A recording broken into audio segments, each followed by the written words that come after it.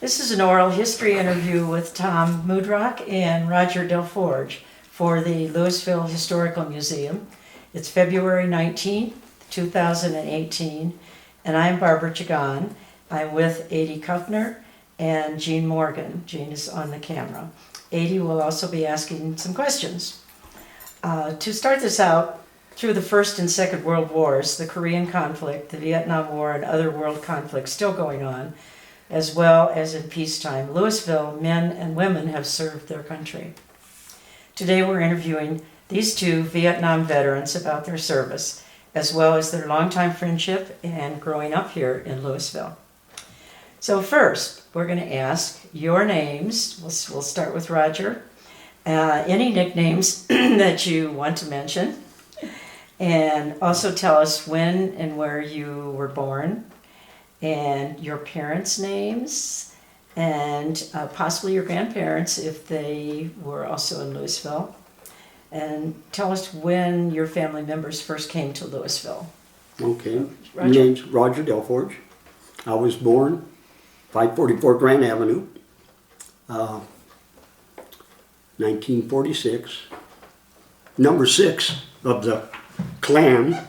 All right. Does that mean you were the youngest of them? Yeah. Okay. Mother's name Esther, father's name Frank. Well, growing up in Louisville was an experience. When did your family come to Louisville originally? From what Sister Adie has documented and an old Louisville Times in 1976. The old house was originally built in 1892. All right. Wow. That's early on here. Yeah, and from what I can remember, some of the conversations with my mother, our mother, they had dirt floors when she was a child in the house. And it went through some, I don't know, called remodeling. We just kept adding on inside. Were they originally miners? Where did they Yeah. come from? Where did the family come from originally? What, Germany, Austria, or on mother's side. Okay. I'm going to ask Tom some of the same questions. So let's start with your name, when and where you were born. Tom, born in Boulder, 6/30/47, 100 years ago. Just seems that way. yeah, it sure does some days. And do you have any nicknames, or you were always Tom? Pardon? Do you have any nicknames? Moody. Moody. Okay. What about your parents? Were they born in Louisville? I was trying to think of where. My mom, Cleo, was, I think, Boulder. I'm not sure. Around the area then. Yeah. My dad, Albert, was, I think he was born in Louisville too. Because we lived right next door to my grandma. I see. What the hell is it? I was just going to say the address in it. So that's fine. It'll probably come up while we're 625 Grant. talking. Yeah, because your side of the street was 44, yeah. And my grandmother, my grandpa, John Mudrock, Ann and John lived right next door. Then my grandpa Damiana, my mom's father, lived down on Main Street, right across from the museum, the 2 houses up. And my cousin Gary Damiana lives in the house now. Long, many years, family history here. Yeah. What country did the family originally come from? Is that English or? Czechoslovakia for my grandma. My grandma and grandpa was from Italy. Okay. Well, tell us how. I guess you met because you were same age, lived near each other. 10 months older than him. So when we were walking and talking, we were running around together. What do you remember about those days? Getting into a lot of mischief.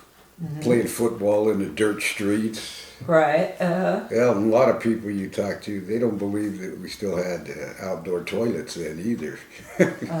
I've heard they were right behind this house too.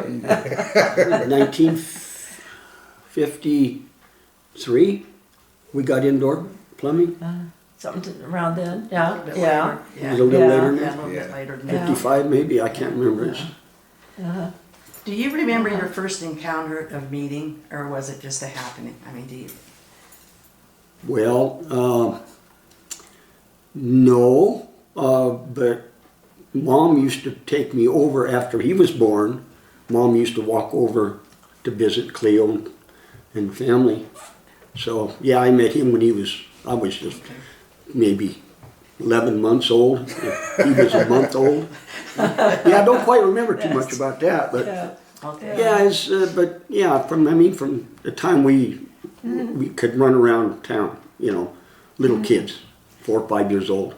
I think, Tom, you said you spent a lot of time at the Delforge house. Yeah, we did. We made our own fun. There's, the hills, Jefferson and Grant Hills.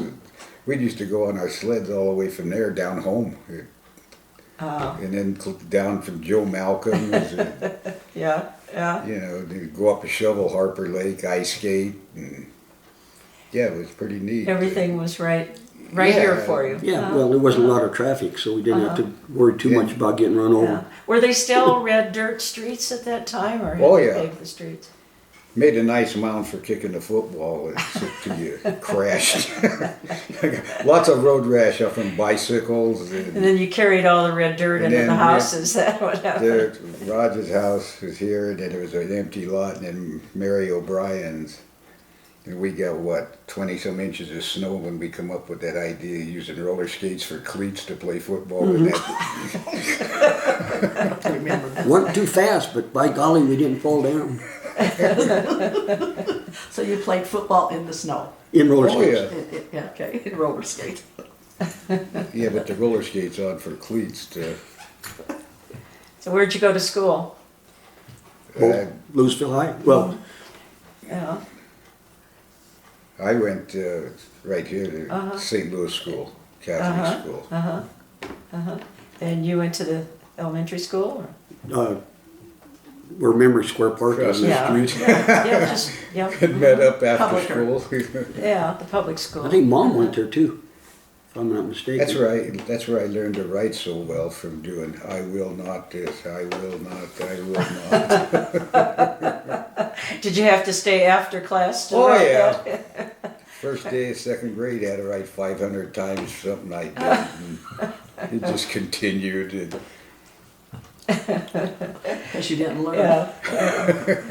And then you both went to Louisville Middle School, and There was no middle school. there was no middle school Well, then. it Yeah. was eighth So grade, eighth grade, and and then then you went to the high school. and then You that's went, Catholic school up to the 8th grade, right? Yeah. Yeah.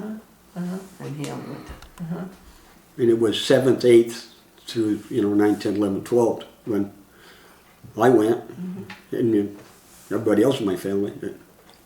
yeah. But they called it junior high, 7th and 8th grade. back then. Right. And then in school you were in the same class Pretty much. Yep.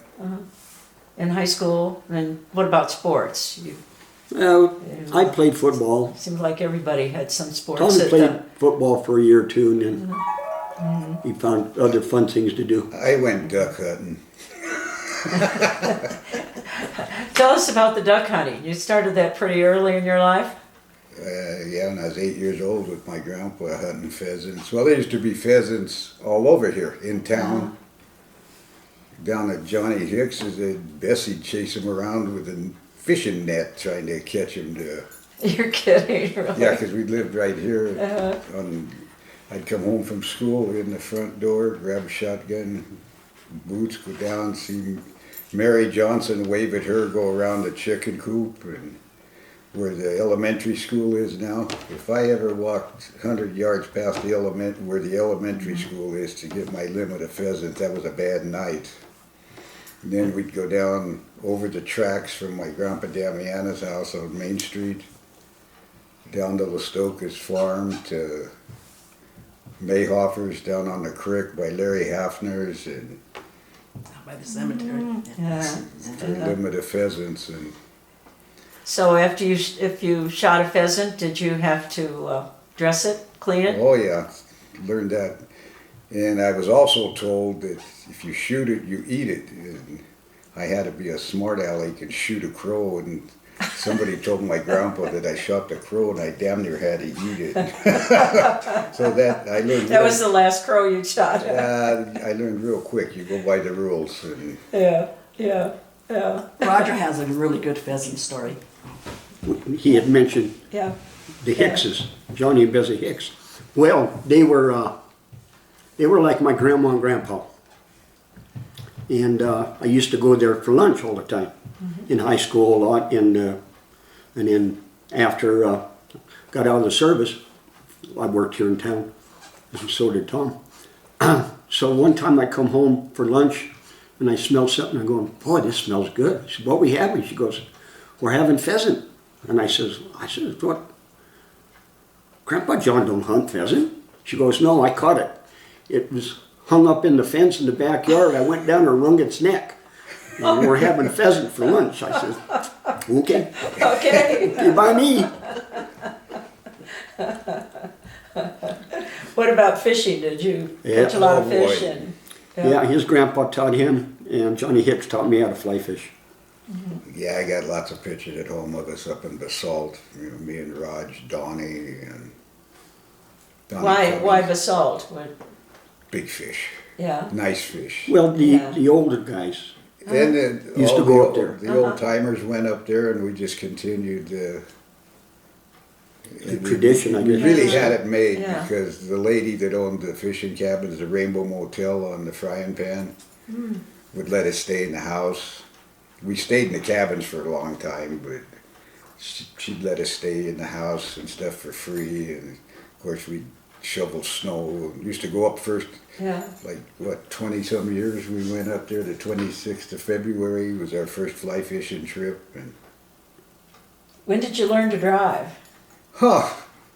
When I could see over the steering wheel, basically. I mean, that was really hard because I wasn't very tall. My grandpa used to take...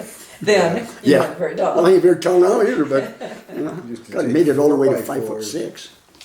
4x4s, put them on. He had a 39 Dodge. We painted it black with paintbrushes because he didn't like the green. And it really come out, he bought these camel hair brushes and it really come out pretty nice. I mean, unless you got up close to it, you couldn't see the brush marks.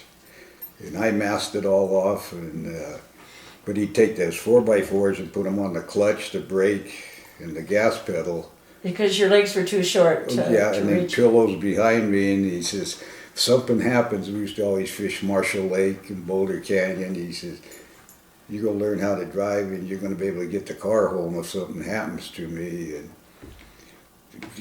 God, I was How old were you? about 10. Okay. First time I drove pickup and camper over Trail Ridge, I was 14. Overtron.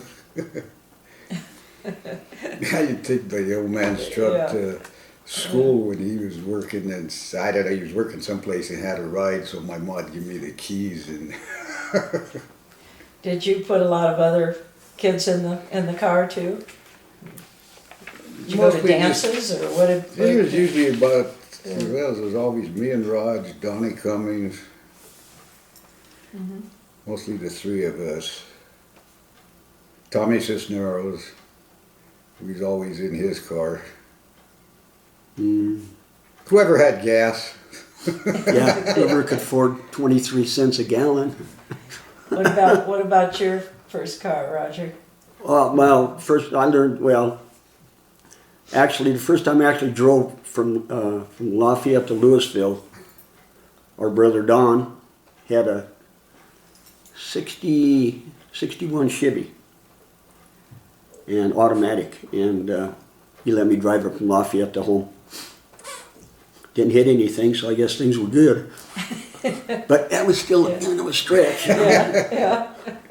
Because back then they had steering wheels like, because they didn't have power steering. So the steering wheels were big, so you could turn a little easier. So it was basically looking under the steering wheel. Yeah, under the horn ring. Yeah, The way my 57 was. my first car I bought from him. Was that good or bad? Well, it was good. It was transportation. Yeah. It was 51 Chevy, 4-door, 6-banger automatic. Everything I get in one in a car. I wanted a V8 3-speed 2-door, but Whoa. for $50 you can't go wrong. It was his grandpa Damianis, I believe, and when his grandpa passed away, and then shortly after that his grandpa Mudrock passed away, and he had a 50 black 2-door 6-banger stick shift. Well, Tommy kept that and sold me the green one. It had an ugly Yeah. visor on it too. We But it got us from point A to point B, so that's. parts were interchangeable, because I remember he dented the front bumper on his vehicle and didn't want his dad to know, so we pulled his car in the alley. Mine was up on blocks. It blew the motor up, and I says, well, this bumper will fit. We swap bumpers. Were they different? Were they the same color? Bumpers are chrome. Oh, the bumpers. Everything I'm was thinking of chrome, the. I'm yeah. thinking of Fenders. okay. Oh no, fenders would have fit, but yeah, we would have had to paint it. Yeah. You know, if you yeah. needed. Oh yeah, it was exactly the same bumper. Yeah. Yeah. Okay. 50-51 back thinking then, of the- they made things the same, so you could interchange. So you graduated then in 1965. 65. So it was just Vietnam War. We were Yeah. sort of in Vietnam at that Mhm. time. Yep. Buddy Ferrari Uh-huh. and Tommy Cisneros were the first ones to go. They came home when we went over. They were out. Were they drafted or did No. they join right like join Tommy right? joined the Marines and Uh-huh. Buddy joined the Army. He was like airborne ranger. Yeah, Charlie Melvin also Okay. went in that time, that era. From your class, those were. Well, they were a few years older. They had to come and Okay. get me. Okay. Well, talk about then what you graduated. Did you go to work or did you They went to have Europe, fun? and Yeah. me and Louis Lombardi went to the Mardi Gras the year after we got out of school for In New Orleans? Yeah. Almost a month we spent down Yeah. there. Oh, We couldn't go to Europe with Donnie and Roger and Greg, and so I got this wild hair, and we decided we took train down to New Orleans and spent almost a month down there for Yeah, Mardi Gras. wish I had the letter you wrote me. I was on bivouac, basic training, out in the desert, freezing. and he was still I was having in fun. New Orleans, fun yeah. at Him Mardi and Louis Gras. write a letter. We're having a good time. Wish you were here, ha ha ha. And I wrote him back. You're going to be here, ha ha ha. Well, tell us about Europe, and then we got to find out about the draft or the Well, or the joining. I knew I was going to get drafted. So we started, Donnie and Greg, Donnie Cummings and Greg Kemps got a wild hair about going to Europe after high school. They said, yeah, well, right, yeah, I don't want to go. They said, well, you're going. We'll put you in the trunk. You're going with us. And I said, okay. So they were serious. So we started researching this in January. And my job was to get passports and something else. So that was my job, to see what we had to do to get our passports. And Donnie was in charge of finding a way from New York to England via boat. And Greg knew some people that lived in Glen Gardner, New Jersey, an old retired coal miner, and that's who we were going to stay with. So our game plan was to drive out with Greg's car, you know, put the car up and then go to Europe and come back. Well, everything was copacetic until we in Irwin, Pennsylvania, when the car blew up. And that was it. We got it towed to a garage, put out in the park, you know, and then I sat there and guarded the car, and they went into town. They found a motel, and then we called Herman Manish was his name, and he actually rented a tow bar, drove up from Glen Gardner. We towed the car back, put it up on blocks, and stayed there a couple of days, and then he took us to the train depot, and from there we went to got on the boat and went to Europe. And So you went by boat then? I was gonna Yeah. ask if you had plane reservations Uh, already, but you, we flew back. yeah. We actually kind of run out of money. We had to borrow some to get home. We had gas money in that. We didn't have enough for the plane ticket, but this Vincent James sent the money to Greg, and so we had enough money to buy a plane ticket home. So how did you get around in Europe? Thumb. It worked? Oh, you'd be surprised. You put that American flag on that backpack and people are pulling over. And a lot of Americans and Europeans. You know, and back then we thought, this is 1965, summer of 65. We thought being, you know, going to France would be, the people were unfriendly. No. The people in England were snottier than the people in France, in Germany, Belgium, Switzerland. We traveled quite a bit. We covered pretty good ground. It wasn't too hard to get a ride. Did you stay together the whole time? Nah, Donnie usually would go ahead of us. And then we'd catch him, me and Greg. And Greg and I only split up one night. It was right out of Where Nuremberg. did you stay? We stayed in youth hostels, fields. I remember the day I turned 19. We're 60 miles from Nuremberg. We're out in the field underneath a tree, laid out our sleeping bags. We hear this noise. I said, well, there's some lights. I said, oh, there's a villa. So let's go in. Greg said, I'll buy you a beer for your birthday. I just turned 19. We go into town. We go to this bar. They're having a wedding reception. Well, Greg Camps had the gift of gab. So we end up part of the wedding party. Eating and drinking for free and partying with this people, these Germans. And on our way, you know, we had a pretty good time. We go back to our sleeping bags and sleep the night. And next day we get up and we're crossing the field and hear this whoof, whoof. Turn around, there's the biggest black bull I ever seen in my life. He come running, and so did we. And it was like diving over the fence, backpack and all. Just that bull was. I said, "You must have been sleeping last night, Greg." It's a watch bull, I guess. Scared the hell out of me. So that was my experience on my 19th birthday. Were you at the time thinking about you might be drafted at any Oh, time? I knew I was going to get drafted. It's just a matter of when. And when I went to New York, when we got home, it was 5 or 6 days from the time we hit Port Entry till we hit Louisville. And I'm down Donnie Cummings' house after I went home and seen Mom. And she called down there. She goes, got something in the mail. I says, does it say greetings? She goes, yep. I said, damn, they didn't waste no time. The notice came the day I got home Yeah. to go. Yeah. Pre-induction physical and that was in early November, and then 2 months later, January 4th, I was in Fort West. Wow. And Tom was still having fun down in Louisiana, or Oh yeah, well I was having fun at El Dorado too. I knew I was getting drafted, and yeah. we were up there. Well, I got my physical papers on my 19th birthday, and we was up at El Dorado in the 3-2 bar up there at the swimming pool, and got offered a free ride to Vegas. So I called Fred Thone, was the president of the bank, called him from El Dorado, and he says, what do you need? I said, I need my money. He said, for what? He says, today? I said, yeah, today. I said, I'm leaving 5 o'clock in the morning. He goes, for where? I said, Las Vegas. I said, I'm going out for my 19th birthday. And he says, well, you can't get into nothing. I said, oh yeah. I said, I can get in. So we left in a 59 Chevy with no air conditioning, 2-lane road all the way to Vegas, open range, cattle on the road.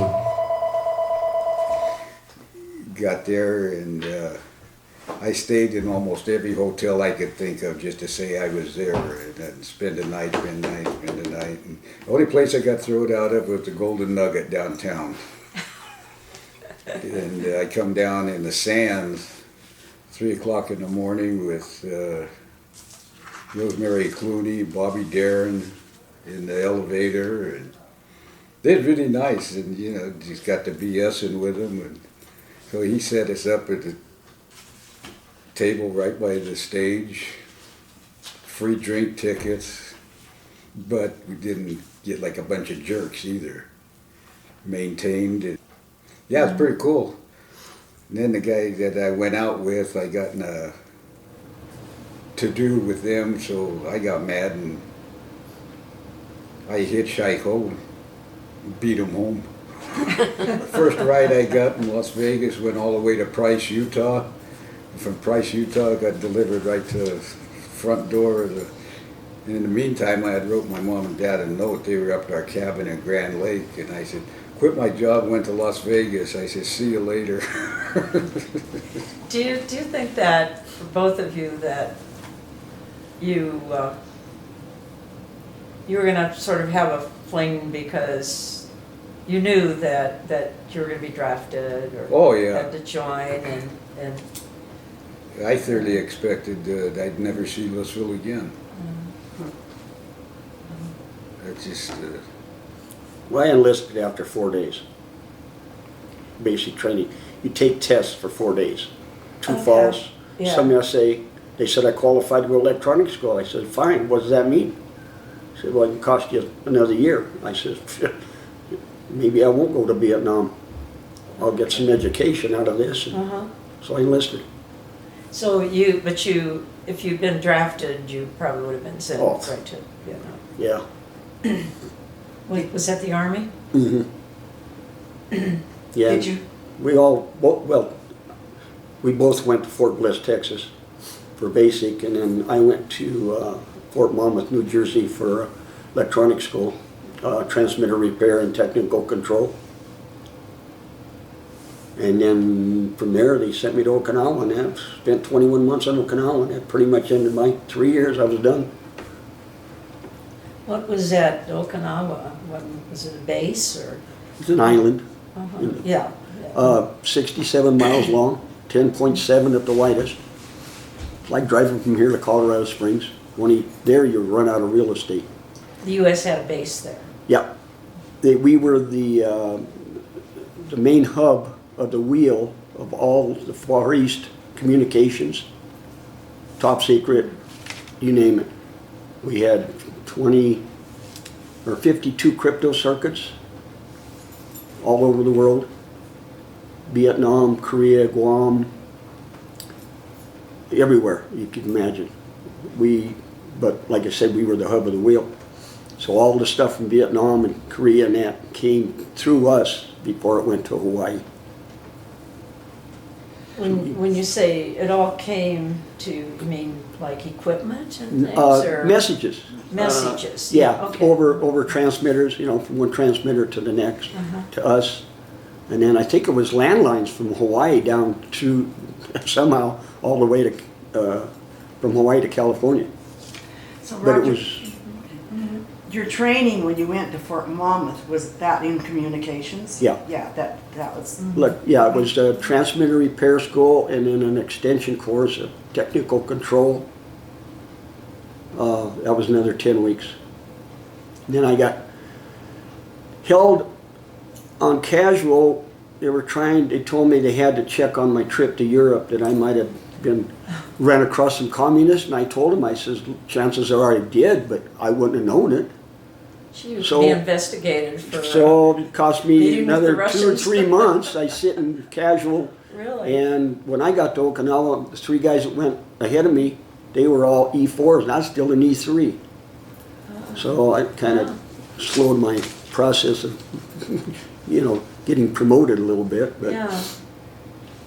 it was an interesting job. What about you, Tom? You enlisted. no. No, you were drafted. Okay. No, I wasn't volunteering. You're gonna wait until they took you. No, they had to come and get me. And they did. And they did. Yeah. Same thing, went to Fort Bliss for basic training. And of course, there was lots of guys quite a few guys from Louisville there, just in different barracks as at different stages of basic training. And we didn't get a leave after basic, because that was 22nd of September I was down there. And, but we got an extra 3 or 4 days for Christmas leave. But they sent us to Fort Polk, Louisiana for jungle training out in the swamps in the winter. What fort was that, Tom? Pardon? What fort was that in Louisiana? Fort Polk, Louisiana. Polk. Polk, yeah, P-O-L-K.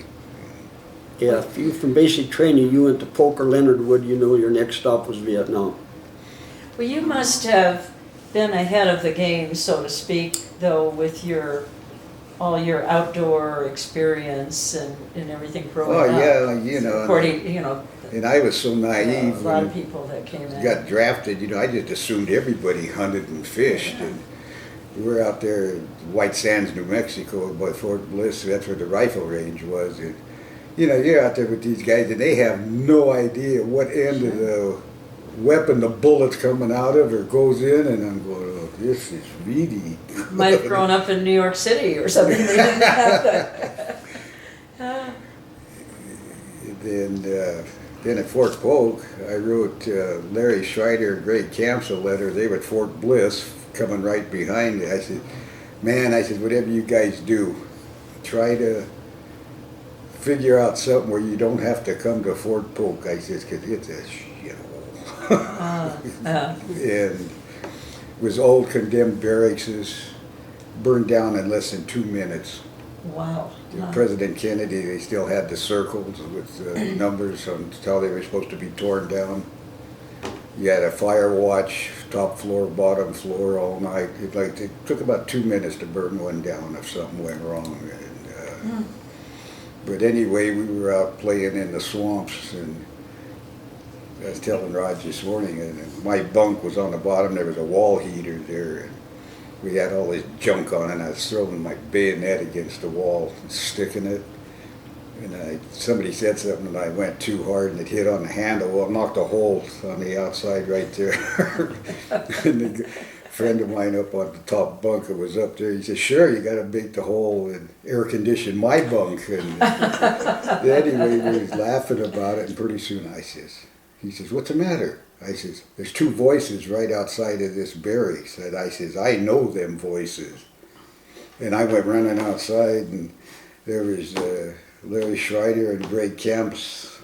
Oh, people from Louisville. Oh yeah, our class. Oh my gosh. Well, I was so with they them. ended up down there also. Oh yeah. Yeah, And that's how you knew. right. Yeah, they were in the barracks coming right next to us, and that they had a bar there called Tigerland, and you couldn't even wear a pistol belt in there or take a steel helmet. You had to stack all your stuff outside.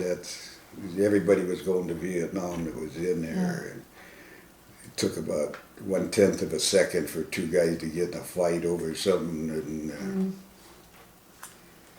then from there I went to Fort Knox, Kentucky for 3 or 4 weeks to learn how to drive APCs, Armored Personnel Carriers.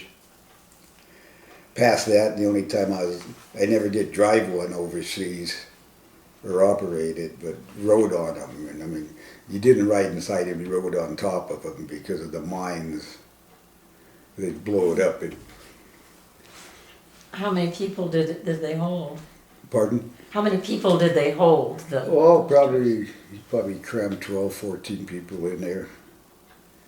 But they said they were armored personnel carriers. It was aluminum. 30-06 round would go right through it. It's another reason why you didn't ride in it. And we seen one at a place called Bong Song Valley. It was down south towards Saigon. No, another place called Benoit. That's where I went in. It was all flat down there, and they had a command detonated mine, which was the booby trap. Was like a big mine. They dug a hole in the road, put it, and then had somebody with a electric cap and stuff. The guy driving come out of it about as high as the peak of your roof, went in a rice paddy, blowed everybody off the side. That thing went up about half as high as a telephone pole. And nobody got hurt. Oh, wow. They all lit in the mud. So did you get into battle? Yeah, well, let's see, I'd left Fort Knox, and then all the guys I was with there, they had went to Oakland before I got there. But I was telling Raj this morning, you get had a card about, this big. So it's building 652 on it, and just massive warehouse buildings. And that's where you shipped out from. Well, they'd have formations in the morning, and they would take that card for guard duty and KP. But I knew all the guys that were going out ahead of me, I'd get their cards. Then get them to two guys I run around with. Well, we'd stand in the front of the line where you didn't want to be, because that's where they'd pick. So we'd just give them the card, and then we'd go, and you knew you weren't shipping out that day because they called all the names, so we'd go to Oakland, San Francisco. So they were calling somebody else's name, not whatever, not yours. yeah. But yeah, I went into, God, I thought it was hot in Hawaii when we stopped for fuel. Got out of Benoit, it's like somebody hit you in the chest with a sledgehammer. There's the heat and humidity, and then went to a place, to the 196 Light Infantry, and a place called Tay Ninh. That's way down south part of Vietnam, and there was a mountain there, Nui Ba Dinh. It was the Black Virgin. Special Forces was on the top, and then there was like NVA on the bottom of the mountain, and that was all, it was just flat. And then from there we went to that Bong Song Valley, and that started getting in the hills. We worked with the Korean and Rock Marines and the 7th Armored Cav. And then from there they shipped us up north to Chu Lai, which is about 50 miles from, that's where those pictures are from. 50 miles south of Da Nang, on a hill in that bunker. There's 5 of us living in that bunker. What was your job there? What Infantry. was your assignment? So marching, because you were in the infantry, was that? Well, you was out on patrol Yeah. every day. Yeah, you were and then me and my big mouth had me on point on most of the. Didn't learn from high school, huh? One What question. did that mean? Pardon? Oh, but, What did that? You said that you were on point. What? First one, Oh, okay. and that's usually the Oh, guy that walks into the ambush. the one that's going to find out whether Yeah, that and the enemy's there or somebody not. carrying Oh. a radio. Yeah, because what the heck was I there? It says when I got my Purple Heart. More, I forget what it says on that thing there. It was out of the Louisville Times. But we got hit. We were going across a rice paddy, a dry rice paddy, and then it was tank tracks. There's a guy in, he was about 30 yards from the bushes here, and then Sergeant, well, we used to call him Kiwi. Nobody could pronounce his Hawaiian name, so we just gave him the name Sergeant Kiwi. He was about 30, 40 yards from any cover, and when they opened up, they started in the middle with a machine gun, went out, come back in, and went out. But you felt the dirt hitting you, and then, I mean, you're immediately, and I was carrying a radio that didn't work, laying in a tank track, and I put the radio up in front of me, and the next thing I know, you hear this whap, and I got shot through the helmet. Bullet went 30-06 round, went through in right here, come out on this side about that big, and I had, you got your helmet, Oh my your steel gosh. helmet, and the helmet liner's got 4 straps in it. Where they cross. Well, it cut 3 of the 4. It went through 2 letters I had in my helmet, one from my mom, one from Judy Fivet. And then, It was and the I part kept- you didn't want. Huh? You parted your hair on the other side. They took off a strip of hair about inch wide all the way. And then I kept my weapon clean from hunting. Got 2 rounds out of that M16 and it jammed. So I couldn't look and trying to figure out how I can get the shell out. Well, I took my pen apart and you still got the old brass filler. Put a bend in it, got the shell out. Put the magazine in, put a shell in, got about 4 more rounds out, and I got shot in the forearm.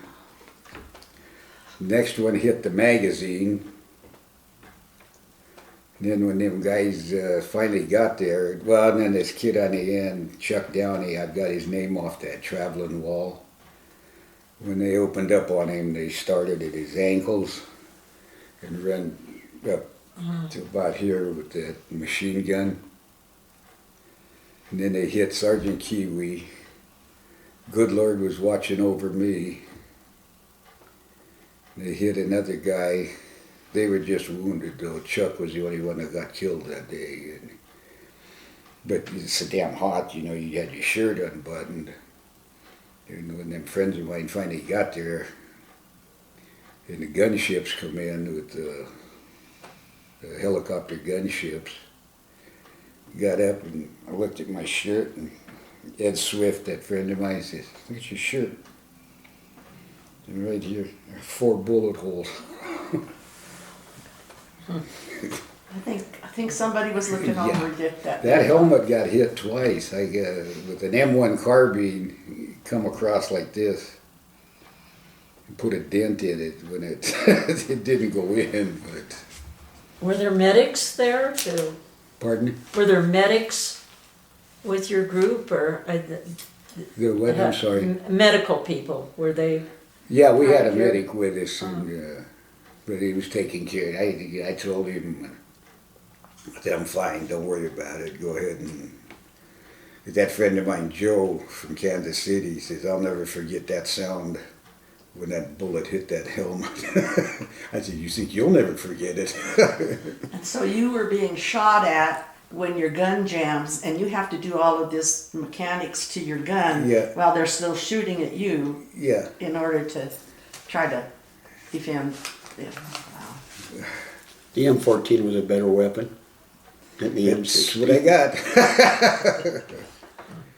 Got the M14, and then I says, I want an extra one. I want a 45 too. Well, yeah. But how clever you were to fix that. Pardon me? But how clever you were to fix that jammed gun. How clever. Just smart. Thinking on your feet. Yeah. Just you do what you got to do to. Yeah. Well, in training that you grew up with, from Yeah. learning about. No, that's just something I come up with. Just it's all I had. And then, Yeah. well, I had a bayonet, but it wouldn't. You couldn't get it in the chamber. 'Cause the M16 round is. So that's about that long, but it's big as a pencil, and it jammed inside the chamber of the weapon, and bayonet won't go in there. And How did you get out of the? Did they come in and take the group? the other whole part group of out, our or- unit, second platoon, heard all because the radio didn't work. I was trying to call. Yeah. And they heard all of the shooting, and they called the gunships. And then the gunships, well, they could tell by looking at us where we were out in the open compared to.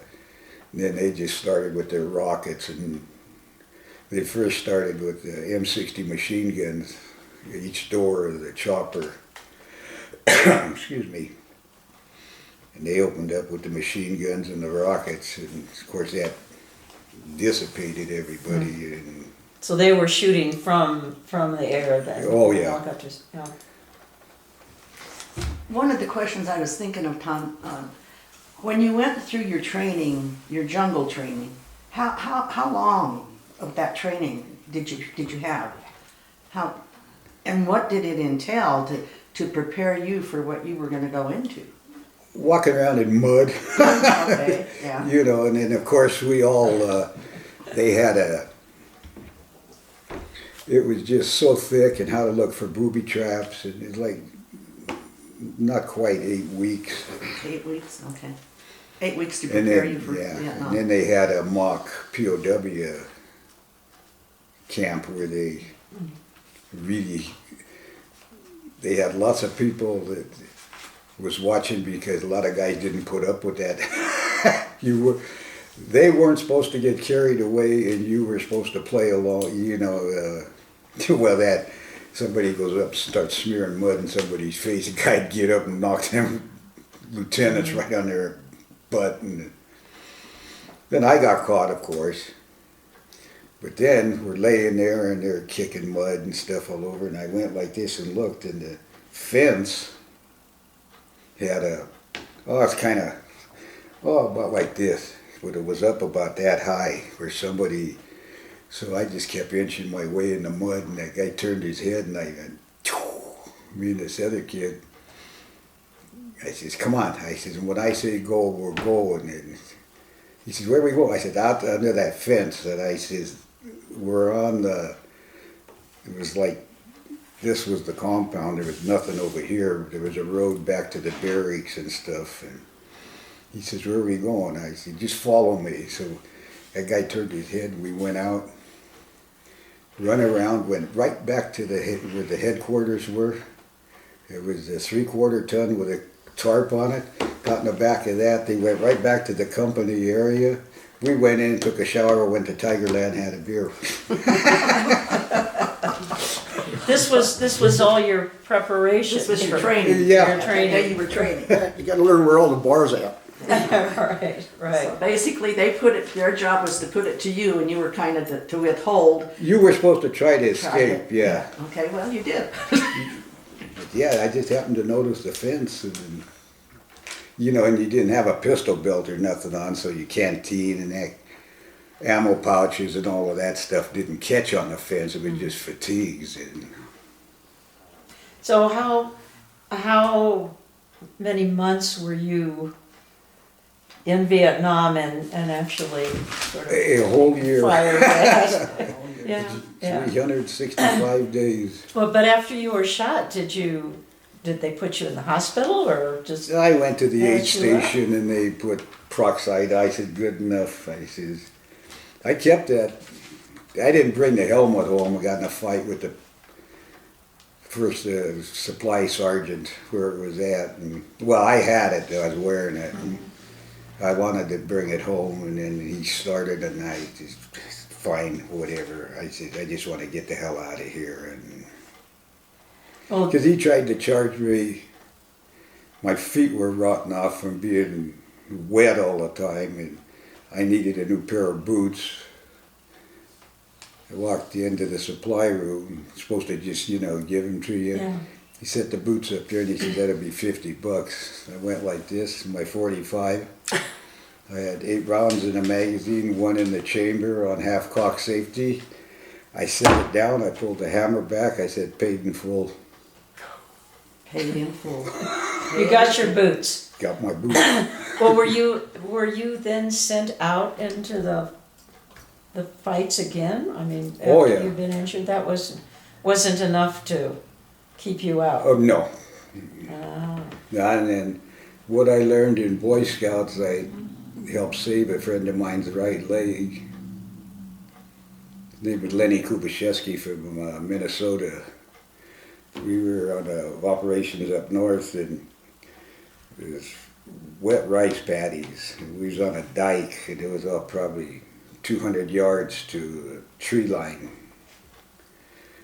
Me and Lenny was right halfway there out in front of everybody, and all we wanted to do was go to that tree light and eat. We hadn't eaten nothing for 2 days, and after Tet started, and they opened up on us, come down that rice paddy dike. Same thing, I went like this, and that dirt's flying up, missed me, hit Lenny in the leg. And I jumped on this side. The rice paddy was right at a cross. Well, Lenny went here, and I went here. So then I heard him screaming, and he had got shot in the calf, and that AK-47 round run up his leg and come out above his knee. Well, I didn't know it then. And he's, you know, and of course, and it's so loud in a firefight. I mean, you got people hollering and whatever, and I tried to get over that dike to get to him. As soon as I get my arm up or something, here come that machine gun down that weak, and so then I even tried throwing like yellow smoke. That's how you mark it to where you want the choppers yellow or green, whatever, so that the choppers know where you're at. Wherever the smoke is, that's where they land. Dust off choppers for the wounded or gunships. And they know that wherever the smoke is, that's friendly forces there. And so I tried that, and then the goddamn bullets had come through the smoke. So, and he's screaming, and he's not from me to you, Barb, you know. Yeah. So I says, all right, let's calm down, you know, and we're hollering back. He says, tell me what's the matter. And he says, my leg is blowed up, it's all blowed to hell. And I says, how far up, how far down? What? He says, from the calf to right above my knee. He says, the blood's running. I said, yeah, I can imagine. And I told him, I says, okay, now I says, listen. Take your shoelace out of your boots and wrap it around the top part of your leg. Take your pen, if you still got it, and make a thing and twist it. Make a tourniquet out of it. And I says, slow it down. I says, whatever you do, don't shut it off or you're going to lose your leg. So he got calmed down enough. He says, it's working. I says, leave it. And he was, when me and Wayne Davis were home on leave together, Lenny was down at Fitzsimmons. You know, went down and got him, brought him up to the house to spend Easter with us. And He was the one with the leg. yeah. Huh. So you had a leave, and you came home, Yeah, after Vietnam. but you didn't have to. Did you go back to Vietnam then after that? No, I only had 4 months left to do in the Oh. service. Okay. So what you said, the Purple Heart? What was that? Because of your injuries, or It because was- you saved the life? Took the hair off Yeah. where I got shot. But you received a Purple Heart. Yeah, for being wounded. So that's what it is.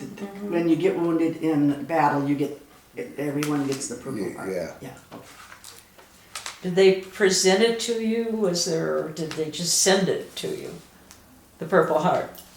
They gave it to me when I left. Okay. And then, they sent a thing to my mom, because it says the date that I got it in there. And then I got a Bronze Star with a V device for valor. And to this day, I don't know who put me in for it. Do you remember what battle it was in? Yeah. How many battles were you in? I mean, how many? I have no idea. Was it like daily? Was it? Sometimes it was not so much a battle, but like sniper fire.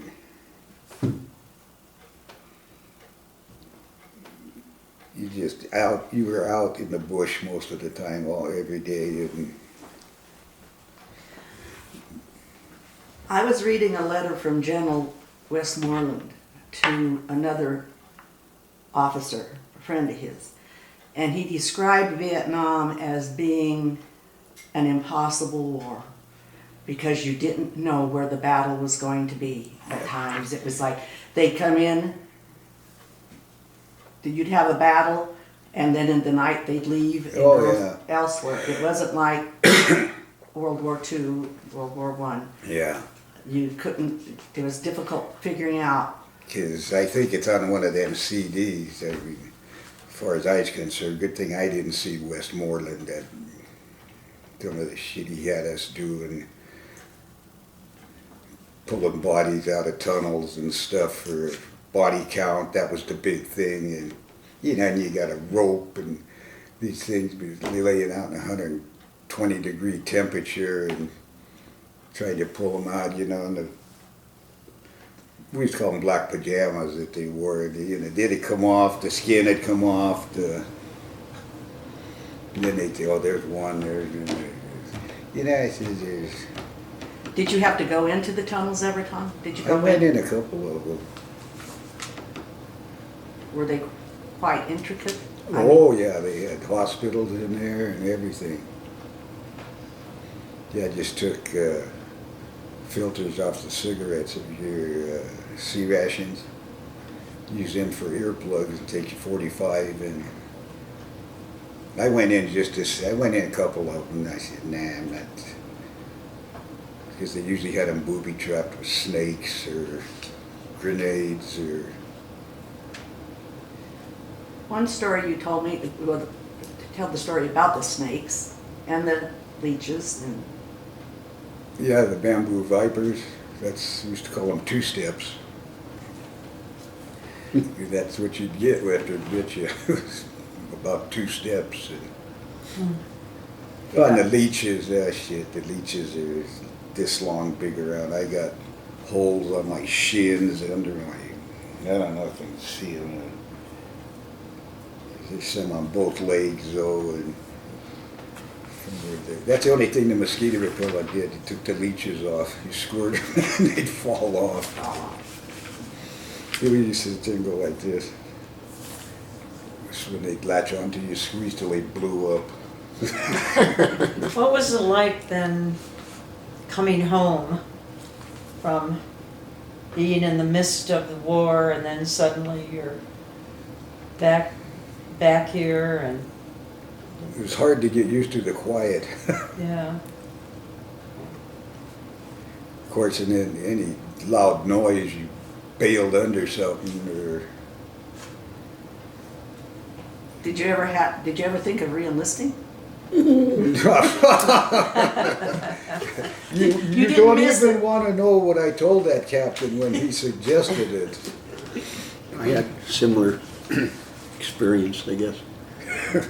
You did too when Yeah. the question came up. They just as to said, I whether guess the re-enlistment NCO is not going to be talking to you. I says, pretty good idea. You take the hint real well. Well, I had a little experience getting jacked around on being promoted E5. First time I went up, passed it, 26 allegations come down. Guess where my name was? 27th. 3 months later, take the test again, pass it, lost my paperwork. 3 months goes by and I got 3 months left in the Army. 3 months left on Okinawa. I'm done. And they says, the NCOIC, the OIC, my trick sheet were in our section. And he says, want to talk to you about putting you up for E5 again. I says, no disrespect. I says, you can tear that stripe in 3 places and you can put it up years and years and years. And I says, what do you think about that? And he says, I guess you're not going to be talking to the re-enlistment guy. And I said, yeah, you're right. Well, that's like when Megan set that thing up down at the library with the Veterans Museum. Yeah. Well, I started talking like, you have all listened to what I said about Vietnam.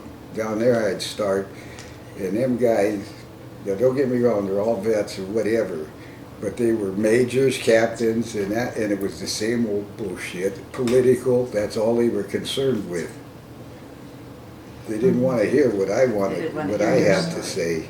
So I just shut up and said, that's, Well, I'm glad we're getting the opportunity. Is that typical of people that you met when you returned? That they really didn't want to talk about really what was happening. It was, well, I had talked to Buddy and, uh, and Tony Cisneros, you know, but, uh, well, I wanted to know what the hell I was getting into. And I figured they're home, so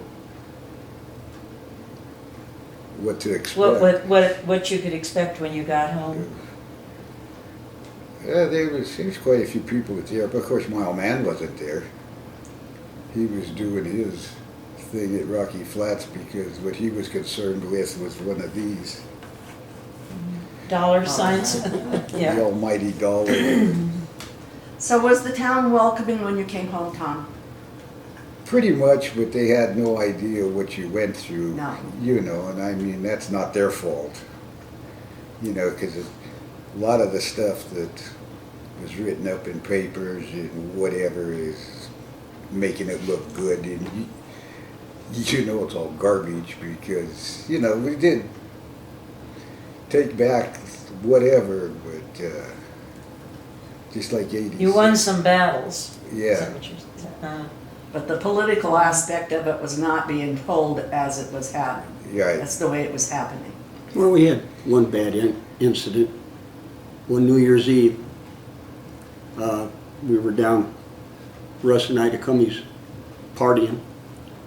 And Russ says, well, go down to the BFW. It was next to the Blue Parrot at the time. Yeah. He says, go down and have a drink with the World War, II vets. Well, Long Jack Caranci, Tuffy Zerini, Charlie Grosso, and somebody else was there. Well, they met us at the front door. They says, what are you doing? They said, come down and have a drink with you vets. Us vets. He said, no, you're not welcome. I remember you. I remember it. Yeah. I And remembered it. Tuffy punched Greg in the face, and I had to grab Greg. I said, no, let's go. We went back. Russ goes, how'd it go? And we told him, he says, come with me, boys. And Russ walked in there and he said, I want you to apologize to these gentlemen. You did. He said, they served just like you did. So and buy him a drink too. And they did. But I thought, why would you treat us that way? Just because we went to a different Yeah, because era. Legion was the same way. I got into it with Joe Ray. Because they didn't think it was a real war. Yeah. It wasn't called a war. You know, and I told Joe, I says, you can take your Legion and stuff it. I says, my friends are just as dead as your friends were. And we didn't ask to go. Yeah. Yeah. You know, I wasn't. He was going- Korean. He was a Korean vet. Yeah, that was. Yeah. So there was animosity with the vets, between the vets. That one night, and I don't know why, but it was like pretty much all forgotten. I think, I don't know. It was strange for coming to growing up in a town that was pretty friendly. I mean, everybody knew everybody, and coming back to that was kind of weird. How did all the anti-war, the colleges and Oh, yeah. marches, Yeah. how did that affect you, knowing what Not you real well. went through? Did you hear about it when you were over there? Did you hear about the... No, my mom never did say nothing about it. Which was fine. I mean, So it wasn't well, something... you knew what was going on. I mean, there was people that. Yeah, because they did that to us up in Greeley. What was that? Started with calling us baby killers, and Okay. well, we had a little instigation too, because I had a coat on that says, "When I die, I'll go to heaven," because I've already spent my time in hell in Right. South Vietnam, and it was me and Wayne and Larry Martella, and then they started, and I told this guy, I said, "You better quit with Wayne." Next thing I know, this guy's face is barely hanging on. There's blood everywhere. So you got in the middle of it. Oh, yeah. Yeah. Yeah. You know, that it just, you know, let them think what they want. Who cares? You know, I'm home. I made it. But that's what was so bad about Eddie Szymanski. He couldn't let it alone. And the Marines used him for 2 tours. You know, we sat up on the hill, and I watched a guy beat his face into the phone booth. I was there. And This is Eddie. Eddie turned around and spit blood on him. And he says, "You guys aren't going to help him?" We didn't say nothing. He says, "If he's big enough to open his mouth, he deserves..." And he just, I mean, if you had hair that was over 5/8 of an inch long, he was on you. Because you didn't serve, basically. Yeah. No. And then he started getting like that with us. Some Marines, they brainwash you to a certain extent.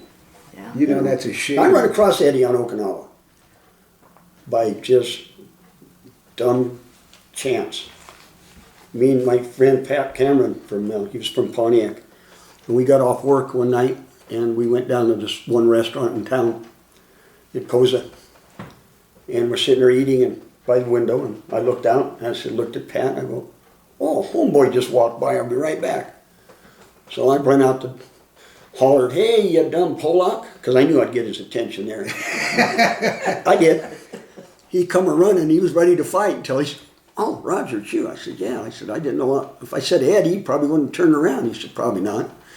He said, so we laughed and had a little conversation, and I told him where to go the next night. He said, "I'll meet you down there."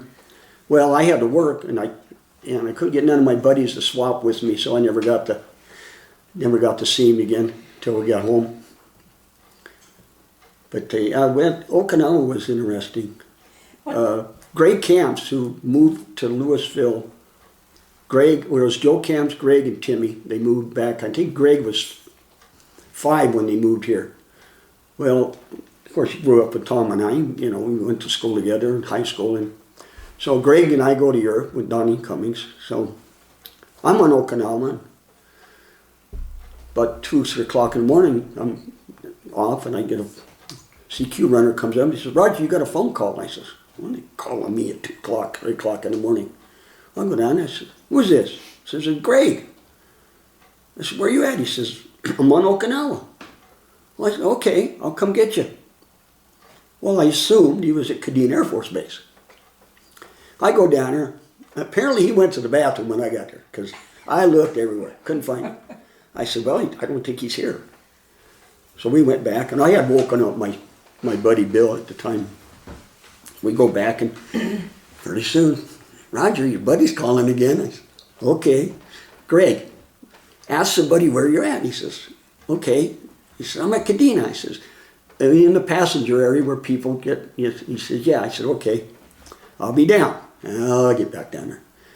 So we're walking around, they see GIs, you know, like this with their hats down, and all of a sudden I hear this. I said, "Bill, follow that noise." He goes, "What?" I says, "I grew up with that." I says, "That's my buddy. I know that snore." Walked over and woke him up. "Greg, oh." Boy, he had one too, I'll tell you. So you found him by his snore. Yeah. Oh, yeah. I put up with it all through Europe. You know, it's a good thing I He could asked sleep. about or told me something that about the Pueblo. Oh, yeah. Tell that story. A friend of mine, he was from Philly, and when we got our orders, he got sent to Hawaii, and of course we went to Okinawa, and then months later, I'm working the teletypes, and Korea's bouncing the keys, and I got on there, and, "What's up?" He says, "I'm going to talk to Specialist Delforge." I said, "I'm speaking." "Who's this?" He said, "This is Sal Kenish." I said, "Where are you? How come you're in Korea?" He goes, "Well, put me on the phone line." So he did. So we talked to him for a while, and then, you know, a few months later, I can't remember exactly when, but banging the keys again, got on there, and he says, "Tell your trick sheet to put on the phone line and put it on speaker. I got something to tell you guys." I said, Sarge, put us up on speaker. Korea's talking. Puts it up. He says, okay, men, they just captured the Pueblo. I mean, this was within 10 minutes. You knew it before the president. I think so. He says, and they're telling me that after I get off shift, I got to go to the armory. He says, I don't know where it's at. I says, oh, they'll show you. He says, we're going to go to war with Korea. I said, isn't Vietnam bad enough? He says, now I got to go carry a rifle. I said, but that was smoothed over pretty quick. The politicians got involved, and I think that was all done within less than 2 weeks. What's the story of the Pueblo?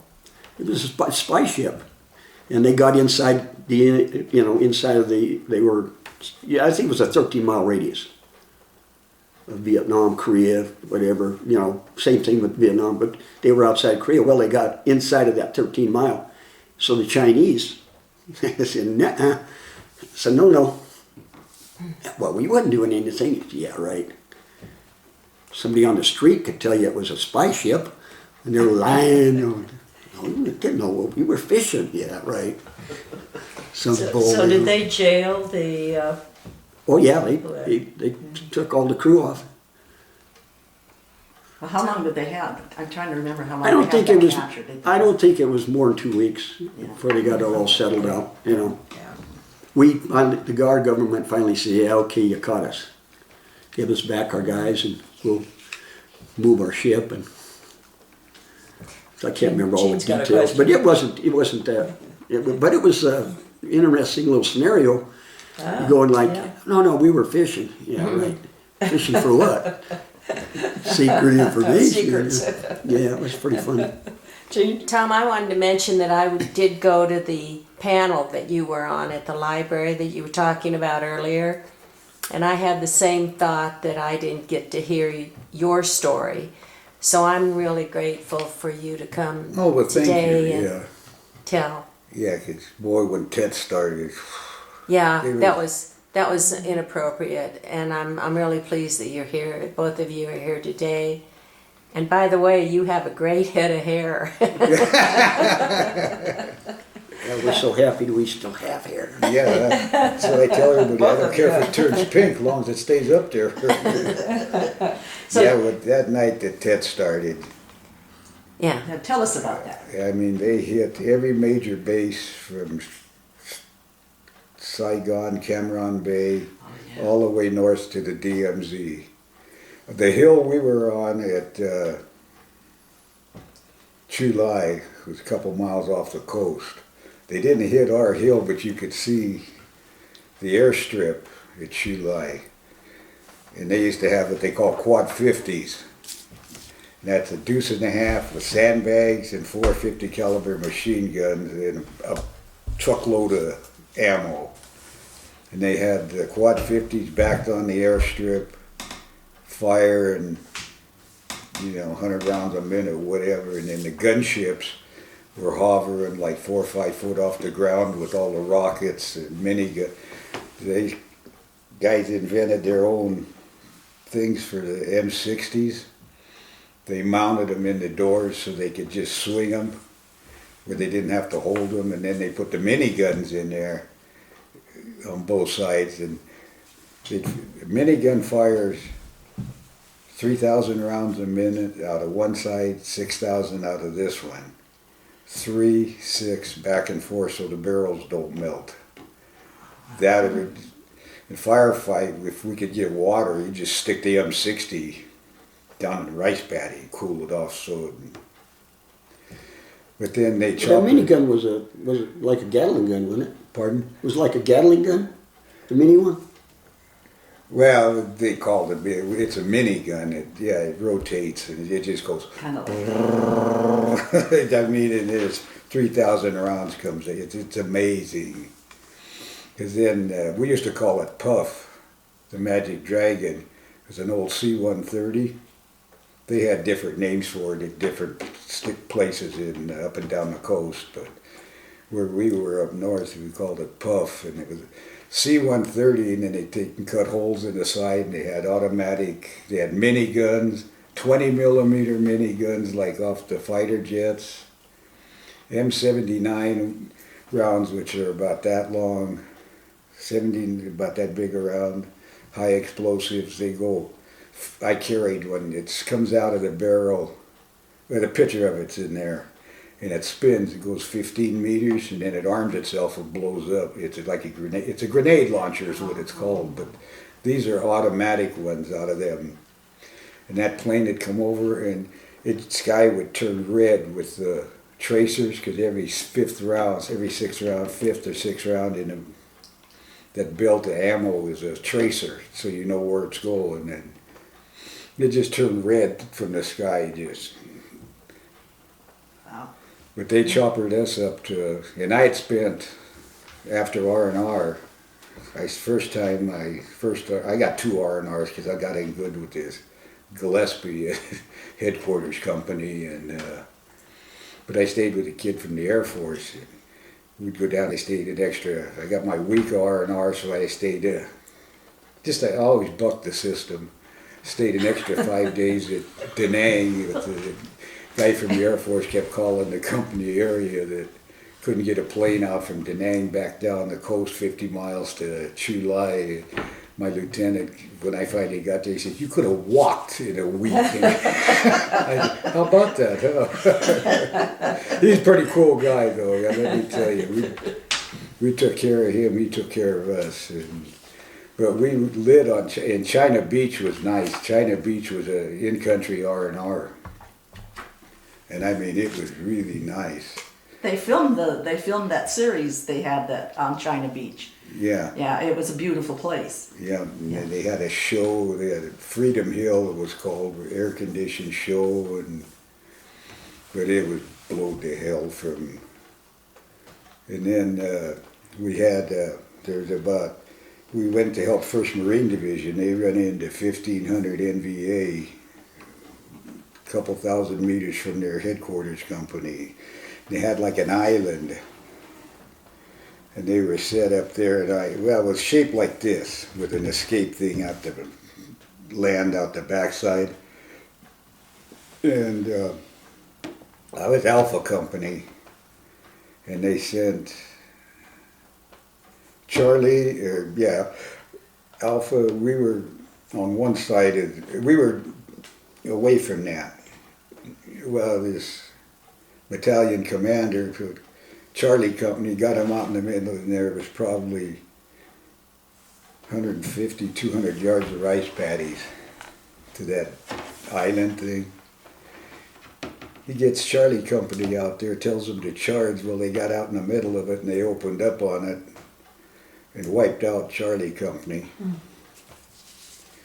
So us and Bravo Company went up. Delta Company was trying to get him. We spent 2 days trying to get the bodies out. And there was this jerk E6 sergeant in 2nd platoon. He'd take the bodies, whether they were North Vietnamese or villagers or whatever, and if the gold in their teeth, he'd take a bayonet, dig the gold out. Oh my gosh. You know, and he'd laugh about it. I says, "You know, bud," I says, "payback's going to be a real bitch someday." And I says, "When you meet up with the man upstairs," and I says, "there's just a few things you don't do, war or no war." That's And, right. well, he was in Charlie Company. We found him a day and a half later. He had 2 marks on his neck, fang marks. I says, "How about that, bud?" I forgot him. Did either of you know Johnny Manzares? Manzanares, yeah. Manzanares. He was the first casualty, Boulder County, killed in Vietnam. And he had you grown up with him? Yeah, it's from Lafayette. We knew the whole Manzanares family. Well, Lonnie dated Johnny. Yeah, Johnny was the one that got, I think he got killed over there, and so did Chuck Silva. Do you keep in touch No, with? Chuck's still alive. Oh, is he? Oh, yeah. Who am I thinking? Somebody else.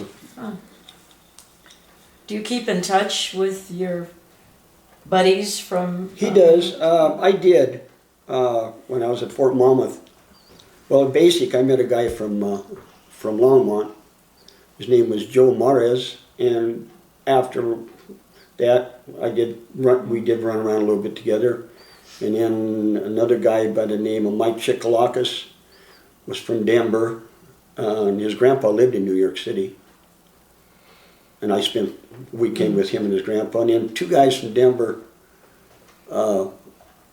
Mike Stiles and Gary Klingensmith, they came up after we all got out, but their moms and went to the Blue Parrot, and I got to meet their moms and they got to meet mine. But pretty much lost contact with all of them. And then over the years I'd run across Joe once in a while, and I haven't seen him for years, or none of them. None of the guys from Denver. What was it like coming back, and did you go to work right away? Or? Yeah, you had to. Partied. Parties as much as you could, yeah. You worked and parties, yeah. What kind of work? You're still working, right, Roger? Kind of. Part time. Yeah, well, me and Roger worked together putting in windshields in Boulder too. And Then we ended up, explosive fabricators, me and him worked down there. I was down there 12 years, and you were down there a little over 20, I think. Do you ever think you'd like to go back to I'd love to see go back to Okinawa. Oh yeah, I'd love to go and back to you Okinawa. nah. No? The only way I'd go back to Vietnam was if I could run the button on the bomb doors of a B-52 and push the release button. Always said that we'd end this real quick. Start down south at Cameron Bay, put them B-52s wingtip to wingtip, start unloading their ordnance as they're heading north, and give them a number, 1-800-QUIT. Well, Tom, you told me that I don't know how long ago, but your group got together. Did I what? That the guys in your, Oh, we did four, yeah, my squad, yeah. yeah. Yeah, we got together like six years ago now, in Kansas City. It was the first time we'd seen each other in 42 years. And yeah, it was pretty neat. My wife, Dan, was kind of apprehensive about going. I said, "You'll like them." And she couldn't believe it. She says, "You guys are together 10 minutes, and it was like 42 years didn't exist." And I said, "It's pretty spiffy." Well, you become brothers. You know? Yeah. Yeah, when they're, You brought some pictures. You want to tell us about them? Your albums there? Yeah, mine's the black one. I think if you open it, Jean may be able to take some pictures of it. That's up at That's Chu right. Lai. Yeah, these pictures right here, 5 Kind years of hold old. it up. can you tilt it? Yeah, 5 years older than my granddaughter now. When I was there. Here, let me And turn. that's the hill at Chu Lai that Should I turn we some lived on, and Yeah. I can't see. Yeah, can you just, turn page? There we go. Yeah, there you go. There we go. Stay there, Tom, I think it's fine. Roger's getting it. Got it. Yeah. Okay. We were hoping that you would take these down to the museum and let Bridget make a copy of them. The whole thing? She could. Well, whatever she wants, Yeah. she'll go through it Yeah. and pick. To take, yeah. I've got extra copies of these. Oh, do you? Oh, well, then you could okay, just give yeah. them to her, yeah. Yeah, Okay, well, she would give them back. She Yeah. would take them. So, You gotta turn Yeah. Go ahead page. and flip it. what do you tell? You both have children or grown children now, Roger and Tom. What did you tell them? Did you talk about? Yep, I told them exactly just like we've been sitting here. Because I got in that bag, there's that belt that's in there is from a North Vietnamese Army officer. And then you can still see his name's written on there too, the pen. And Yeah, and they will get that on the film. So, are your children interested in your stories? Yeah, they were. and- Well, and- our youngest daughter died 4 years ago. She was 39. But the granddaughter says, "Did he give you the belt?" I says, "I don't think so." I says, Not "You yet. know that goose that you shot with me out there?" I says, "This goose shoots back." And I says, "I won." I told my son, I said, I said, I served, you have, my two brothers served in the Navy, and my two brother-in-laws served in the Army. I says, we served enough for this family. I says, don't enlist. They don't take you, don't go. Yeah, you can't read it no more. See if you get a magnifying Show glass. the camera in there. Yeah. But just tell us, yeah, Right. yeah, there it is. So that's the belt from a North Vietnamese Officer, yeah. He had a R-45 on his hip, plus all our maps. Oh, wow. Yeah. So, Tom, when you went through the villages, I mean, how did you find the people? I mean, what we would see. And dissipated. So me and Ed started picking up them pavers. Well, we found about 4.5 tons of polished rice, plus AK-47s, plus ammo, plus mortars. Well, they were hiding them in For the sure. Yeah. And rice. Huh. well, then we found these 2 bottles. We figured it was rice wine, had a banana leaf in for a stopper. So we got 2 of the villagers to drink it, and then we watched them. They didn't fall down dead. So it was Good stuff. Go in a pack. But there's a picture of me in here falling off the rice paddy dike, 'cause with Ed laughing behind me. The lieutenant says, "Where the hell do you guys find liquor out here?" I says, "We're just good. We can sniff it out, sir." Did you see the program on the Vietnam War, the Ken Burns? Yeah, the same old garbage. So I watched the first 1.5 of them. Said that it's just like being down at the library, and I said they weren't. you're getting the military side of it. Yeah, it's not the guys. It's always got to be upper echelon rank or whatever. Or, Not the guy in the trenches. yeah. Now that movie, We Were Soldiers, that's pretty good with Mel Gibson. Did you feel like that was pretty authentic? Yeah. Yeah. I got a book we got, I don't know, me and Jan were someplace in a bookstore. I got a thing that says it was Vietnam, and come to find out when I started it, that's what it was about. That's the name of it was our unit before I got to Tain In, the 196th Light Infantry. And what they ran into in Tain In, it was pretty much calmed down when I got there, that's when we started moving north. But yeah, it was pretty interesting. It's a really interesting article in there. And they come over and they beat the NBA. And they came over from the States. And so it was a pretty good unit. I had a question for Roger. When TET was going on, what kind of communications were you doing?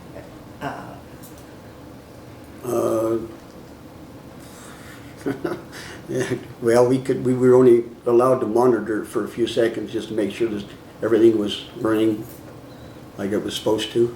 You know, top secret, teletype and phone. And wasn't there one story about SAC or? No, the SAC 1 circuit went out, and we rerouted it to SAC 2, and it took us about, maybe a minute and a half, but it delayed a bunch of B-52s that were on a bombing mission to Vietnam. Delayed them for about 5 minutes. So, and it wasn't, people weren't too happy about, said it wasn't my fault it went out. We found out why. Some substation guy was buffing the floor and knocked out the station, and we had to bypass that. So, well, there's some little substation somewhere, yeah. And we had communication with a mobile trailer too in Vietnam. Well, We're coming to the end of our time, so any last thoughts or questions? Jean, do you have any? Eddie, any last? No, I think this poem would be a good thing to. Why we have don't, time for yeah, that. let's try reading this. Tell us about what this poem is from, and Eddie, do you wanna want to read it, or Tom? Eddie can read it, oh, either way. they should have a big one down at the museum. Yeah, but why don't we want to end our film with this, if we could? One of you just want to read part of it, and tell us where it comes from. Oh, he can do it, he's the one that, Who wrote it, Tom? Howard P. Spangenberg, he was our American history teacher. And why did he write it? What was happening? I don't know, we didn't even know we were getting it till we went down to the museum that Labor Day. And read it or, We have 2 minutes, so. 2 minutes, so read a little bit of it. pardon? Read a little bit of it. Oh, it says, we're proud of you, our vets of Nam. To you belongs our hero's palm. For when our country's call went forth, you answered and proved your worth. And in that bloody mortal strife, 'twas you confirmed our way of life, who kept the ism from our shore, and you did more, oh yes, much more. You bought us time to understand so we could think and rightly plan, not to rush with blundering haste into another swamp of waste. For you took up a ghastly fight in shadows of the frightening night, a war in which nobody wins, a jungle rife with mankind's sins. And now, as years move on and temples gray, we look upon another day, a day that's good and great and grand. All this because you made your stand. God bless you, Howard P. Spangenberg. That's a wonderful way to end. Yes, it So is. I want to thank you both for doing this for us and for people, the Louisville citizens. And just can't think of a better way to express what your thoughts were. Thank you so much. Oh, Thank you're you. welcome. Thank you. It's nice to be asked to do it.